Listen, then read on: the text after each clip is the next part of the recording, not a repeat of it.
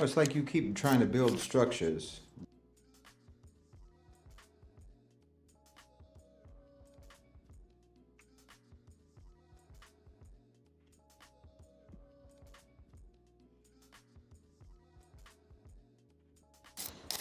Well, it's like you keep trying to build structures that have no floor. You're building structures with no floor.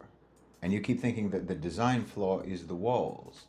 No, you have no foundation. It's like you're in a swamp. You're building a house in a swamp, but you never put a floor in it. And you never put a roof on it. So yeah, you put up walls, but you're just living in a walled-in swamp now. The house does not serve the purpose of a house. It's just wilderness in a box. That's the West. Like I've said many, many times, the West has treated morality, moral values, as nothing but decorative, as luxury accessories, posters, wall hangings, that you just put up on the walls of your swamp box. You've never understood that morals are supposed to be the architecture that you're supposed to live in. And that this architecture is supposed to protect you. It comforts you. It makes you stable. And it provides you the space that you need in which you can do everything else without any outside interference. You understand? It has a function. And you can't really flourish and you can't even really survive without it. I mean, those big Hollywood sound studios, those big sprawling sets that they make, those movie sets, they can look just like a city. They can make it look just like a town. You see the storefronts, you see the external facades of the houses and the buildings and whatnot, and it looks like a nice place to live even, streets and parks and everything. But of course it is not, it's not real. None of it's real. The buildings have no interiors. They're just, they're not really even structures. They're just realistic fronts, plywood and plaster and paint. There's nothing inside. There's nothing behind. It's fake. This is America. This is the West, morally. Really, you can't even begin to explain how damaging this is in so many ways, on so many levels. You can look at any area that you want and you'll see how that damage manifests and how it cripples and how it warps whatever area of life in the West you're looking at. You're operating from a void, and it shows in everything that you do. It shows in everything that you have built. It means that you have actually, as a so-called civilization, you have actually always operated in reality according to an amoral, animalistic basis. You have and you do. That's the reality. Law of the jungle. That's how you actually behave in real life. That's how you behave. That's how you actually function. Rights are determined by capability. If you have the ability to do it, then you have the right to do it. That's how you act. The strong against the weak, the powerful against the vulnerable. What you have the ability to take, it's your right to take. What you have the ability to inflict, you have the right to inflict. And if you are incapable, if you are weak, if you are vulnerable, then nothing that happens to you is wrong. Nothing that happens to you is a violation. There is no such thing as a violation against the weak because you are prey. You understand? Your safety is exclusively your responsibility. You understand? In the West, the stronger have no obligation whatsoever to restrain themselves from violating you or exploiting you or harming you, if they have the capability to do so.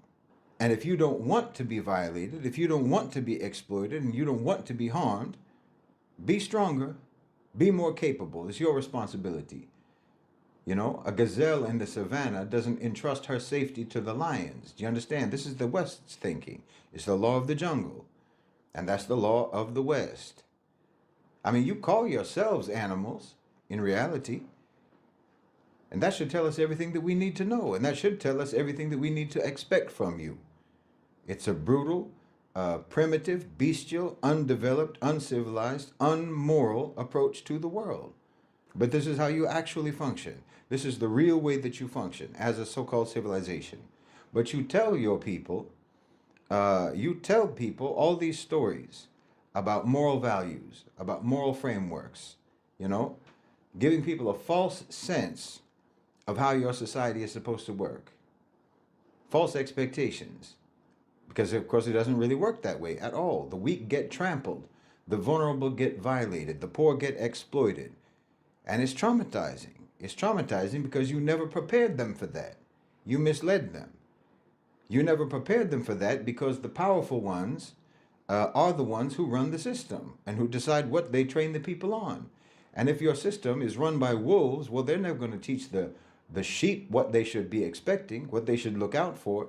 No, they'll teach you all about equality and about universal rights and about the sanctity of the individual and respect for life and so forth, autonomy, love thy neighbor and whatnot, precisely to make you more clueless and more unprepared about how truly cutthroat and savage things really are in your society, so that you can never arm yourself, so that you can never train yourself, so that you any of the necessary capabilities and the necessary capacities that you need that are required in order for you to actually have any of the rights and any of the protections that they made you think are yours by natural right. In the West, equal rights means that your rights are equal to your ability to enforce them. And if you cannot enforce them upon me, then I have every right to do whatever I want to you. This is your society. This is your so-called civilization, law of the jungle. The vulnerable are not safe. They're not protected. Women are not safe. Children are not safe. The elderly are not safe. The disabled are not safe. So-called minorities are not safe. The poor aren't safe. Because protecting you is seen, as I say, they see it as a violation of the fundamental rights of the powerful, the fundamental rights of the more capable, the more able, the bigger, the stronger, the faster, the richer. It's a violation of their right to use their wealth and to use their power and to use their advantage however they see fit. If you're not going to try to make yourself stronger, if you're not going to try to do something about your vulnerability and do something about your comparative weakness, well, that's your problem. That's your problem. If the rich and the powerful take a hands-off policy towards you and treat you with kid gloves, then in their mind, they're just rewarding you for being too lazy and too unmotivated to rid yourself of your weakness. And that nullifies all the things that made their wealth and their power different from poverty and powerlessness. Do you understand me? That's the whole point. The whole point is to be able to coerce and prey upon and exploit and use and violate and dehumanize and trample over anyone and everyone else who does not have the wealth and who does not have the power that you have achieved for yourself. That's the whole point. That's the whole reason you achieved that wealth and that power. If I had to treat you as my equal, then why did I even acquire all this power in the first place? You see, this is the thinking. Law of the jungle. And if you just came right out and said all this, if you just told your people this, you just told your people that this is how you're going to run your society, then at least the weak and the vulnerable would be able to try to prepare themselves for the brutal life that they have ahead of them, that you've set out for them. But that's not what you do. You mislead them. You let people walk out into the world thinking that they have inherent rights, God-given rights, that they have a reasonable expectation of safety and dignity, and that there's some sort of a consensus about what's right and wrong in your society, and that there are rules and that there are constraints and that there's protections for people.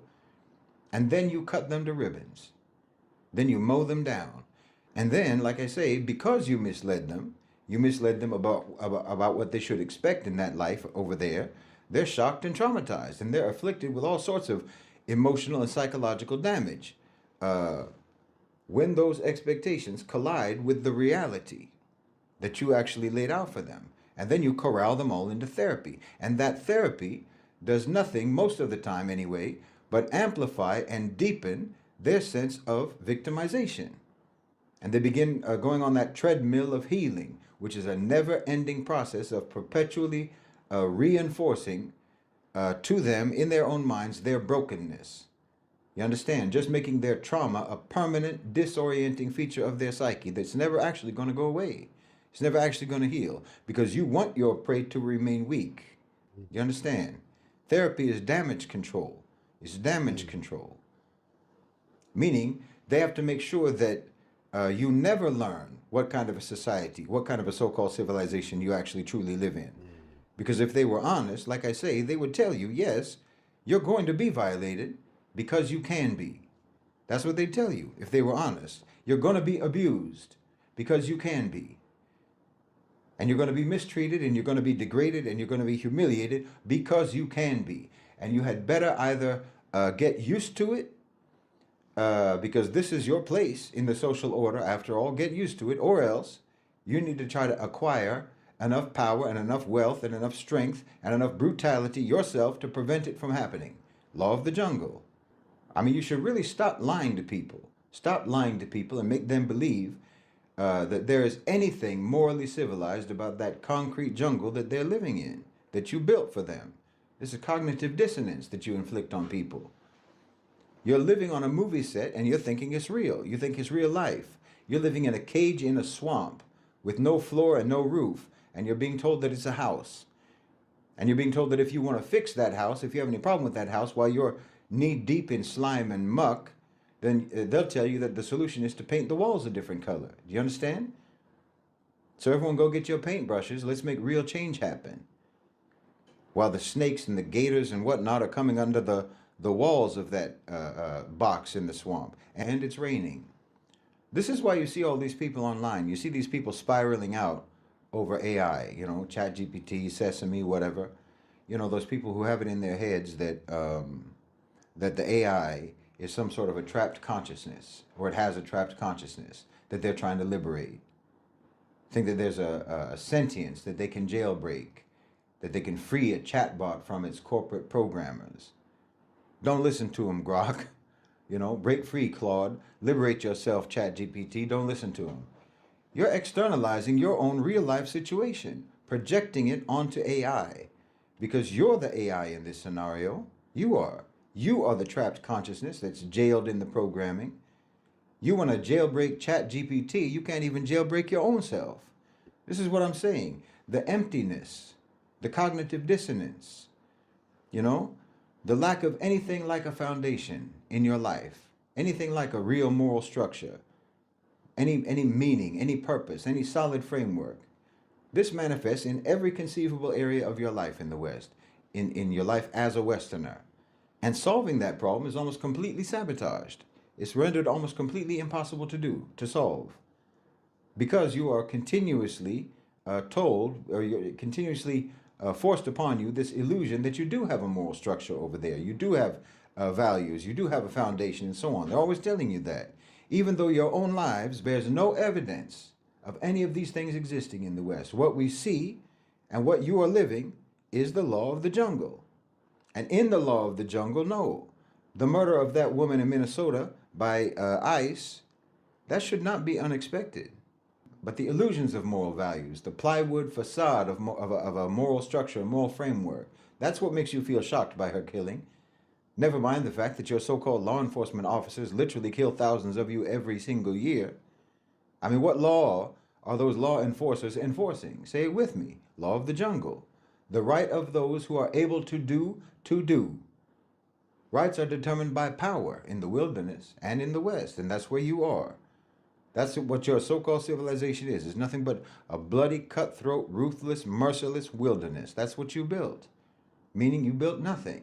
You ought to understand the reality of your society, the reality of your culture. You have no right to not be violated. You have no right to not be abused. You don't even have the right to not be shot down in the street on your way to work. Do you understand? In your society, none of these things are even wrong. They're not wrong, they're not bad, they're not criminal if they are committed by those who have more power than you. Their power gives them the right to do it. And you only have the right to stop it from happening if you have the power to stop it from happening. Yes, you live in a brutally practical, animalistic society. There's no recourse to principle. There's only recourse to power.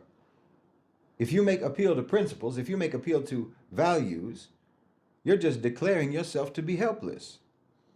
Because all you're doing is asking the more powerful to refrain from enforcing their will against you. That's what you're doing. You're asking. You are literally throwing yourself at the mercy of the most merciless people on earth. You're saying, I have no power to stop you, so please be so kind as to stop it yourself. Stop yourself from doing it. That's all you're doing. When you talk about human rights, you talk about the rule of law, about democracy, about liberty, equality, fairness, the Constitution, due process.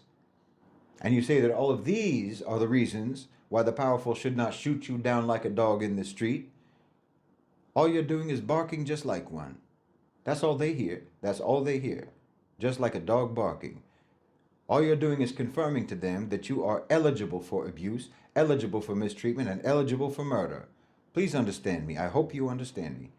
That's like I've been telling you for a long time. These ICE agents, these mercenaries, this goon squad, these slave raiders, they're trying to provoke you. That's what they're doing. And the power structure is trying to provoke you. And if you're paying attention, you'll see that there's a campaign running right alongside these escalating ICE attacks, a social media campaign that's trying to incite you to violence, trying to incite you to revolution, to rise up, to fight back, on and on. They hope you will. I'm telling you, they hope you will. That's exactly what they want you to do. You need to understand that when someone provokes you, it doesn't matter, in any given scenario, when someone provokes you, they are trying to dictate your options to you. You understand? They're making moves precisely to try to draw you into making the counter moves that they want you to make. And the state is typically, in boxing, you've got strikers and you've got counter punchers. You have fighters who excel at and who specifically train to be counter punchers. Means they set you up to throw a punch because they are trained in how to deliver their most powerful punches in that moment right after you throw your punch. And typically the state, like I say, any state is most powerful as a counterpuncher. They're baiting you to throw your punch because they've got that counterpunch already loaded up, ready to go, locked and loaded. And you see, again, because you don't have your own genuine foundation. You don't have your own genuine moral structure. You don't have your own genuine frameworks, moral frameworks. So when push comes, the only thing you can think to do is shove. Even with all your turn the other cheek Judeo-Christian rhetoric, the truth is you were raised under the law of the jungle. Even if you live your whole life in denial of this as much as you possibly can, and you play along with the mirage of so-called Western civilization and all of your proclaimed values, but if push comes, shove comes next. You never learn how to not behave like animals in the wild. So if ICE pushes you, if the state pushes you, you feel boxed in, you feel cornered, you're only going to see two options, either lash out or give in, rise up or lay down. This is the binary zero-sum Western primitive thinking. And even if you tell yourself that you're rising up and you're fighting for democracy or for principles or what have you, for Western civilizational principles, truth is you're not doing anything but acting like a wounded animal. You're obeying the law of the jungle. You're obeying the law that governs your society, your culture. You're not rejecting that law. You're acting upon that law. You are fully subscribed to the idea that might makes right. And yes, like I said, that's the way that your society operates. So it's not wrong for you to think like that. Rights are determined by power in your society. And if that's the case, and it is the case, then the weak and the vulnerable cannot, by definition, have their rights violated because they don't have any rights to violate. So you want to rise up, you want to fight, because fighting is the only recourse that there is in the jungle, is the only recourse for securing your rights. Is if you can prove that you have the capability to prevent yourself from being violated and prevent yourself from being abused. That's the only way, only through power. So I'm saying your responses are predictable, and your responses have been predicted, and they're counting on you acting exactly according to that programming, because they're the ones who programmed you. Like I said before, this is a win-win for them. It's a win-win for the state. If you fight, then they can crack down. And if you lay down, then there's no resistance to cracking down. You understand? If you fight, then they can justify the crackdown. And if you don't fight, then they don't even need to bother trying to justify the crackdown because everybody's already submitted. So they can just do whatever they want. This is win-win. And you have no reference point. You have no framework. You have no well of moral, cultural creativity that could give you any other way to proceed. You don't know what else to do because your structures are all empty facades. So the outcome, I'm afraid to say, is a foregone conclusion. See, this is the part where the trauma comes in, because you were raised on a fallacious set of empty principles about rights and about virtues and about democracy and the power of the people and whatnot, and, you know, the American dream and so forth. So it's going to be hard for you. It's going to be hard for you to come to terms with the reality of having no options. But the truth is, there is such a thing as too late. There is such a thing as no solutions. There is such a thing as not having the ingredients and not having the tools to make the thing that you want to make, which means it's not going to get made. And that's just the way it is. Look, thousands upon thousands, no, millions, millions upon millions of Americans have been crushed under the tank tread of the American system while calling out to their star-spangled idols to try to intervene for them or rescue them. Meanwhile, it's Uncle Sam himself that's steering that tank over the soft bodies of the vulnerable in America. That's how your society is. That's the way it's always been. It's always treated everyone around the world that way, and it's treating you that way. And it's never going to be any different. You need to understand this. Yes, it is never going to be any different because it has always been a false civilization. Those have always been lies.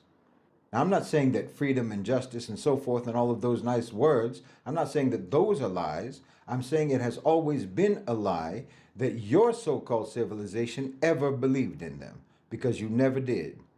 So don't be shocked. Don't be shocked. Don't be traumatized. Right. You can't afford the indulgence of delusions anymore. And don't think that if you rise up like they want you to do, it's going to stop it or change it or save you. This is the society and this is the culture that you live in. And it's not worse than it ever was before. Something doesn't just start existing at the moment that you see it.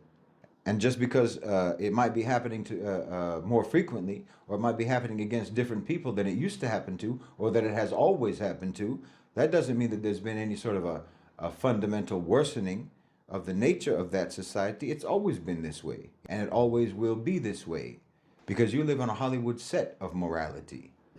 There's nothing behind those plywood edifices of principles and values, nothing at all. And you're going to continue. You're going to continue to live under the law of the jungle unless and until you learn a new way to live. This is the real dilemma. This is the real dilemma for Westerners. You know, for colonized people, mentally and psychologically colonized people, who still feel foolishly admiring of the West, you know, the indoctrinated mentality, thinking that the West is superior and so on, they can eventually renounce it. They can eventually abandon it. They can drop it. Because they have an existing, a real and an authentic, developed civilization that they come from, which gives them something to return back to. You understand? Arabs, Asians, Africans, Central and South Americans, and so forth, they have a history. They have a culture. They have their own existing frameworks. They can go back to that. They never needed the West, even if they got fooled into thinking that they did. They never needed it. They already have a civilization of their own. They already have a civilizational history. Westerners don't. Westerners have nowhere to go. Westerners have nowhere to turn. They have no history of civilizational development that they can turn back to. So you want to renounce the West, right? But then what? There's no pre-existing moral framework, no pre-existing value system, no pre-existing culture, no pre-existing belief system that you can go back to that's any different than the one that you want to abandon. That's the truth. You didn't adopt Western frameworks. You didn't abandon another framework in favor of the West like a colonized person did. It's in your blood. It's all you've ever known. It's in your cultural and your moral DNA. This isn't the case with colonized people, people with colonized mindsets and so forth. They left something else to adopt Westernism, so they can drop Westernism and go back to their own ways. But Western ways are your ways if you're a Westerner. So you're in a quandary. And yes, obviously, I'm talking mostly about people whose lineage comes from Europe. If you're a member of the global majority, someone with lineage from the global South, even if you are severed from your people and from your past and from your culture, to one degree or another, you do have access. You have something that you can try to relearn, something pre-existing that you can try to relearn and try to integrate with, something that was not predatory, that was not brutal, that was not hypocritical, that was not parasitic and savage. We don't have that. Westerners don't have that. Westerners with European lineage don't have that.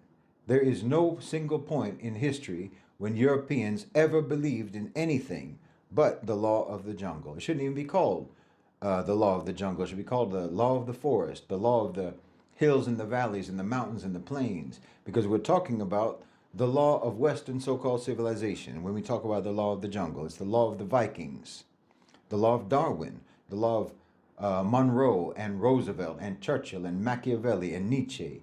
It's the law of Truman and Kissinger and Cheney and Trump. It's the law of beasts, of predator and prey. And if you come from that, it's all you've ever had, it's all you've ever been. And I know you don't want to hear it, but being told only what you want to hear is exactly what got you into this miserable state in the first place. I know you don't want to hear it, but truly, truly, there is only one thing that you can do. There's truly only one thing you can do. Islam is the only way that is truly open for you. It's the only way. You can't become Chinese. You can't become Japanese. You can't become Zulu. You can't become Egyptian or mestizo, right?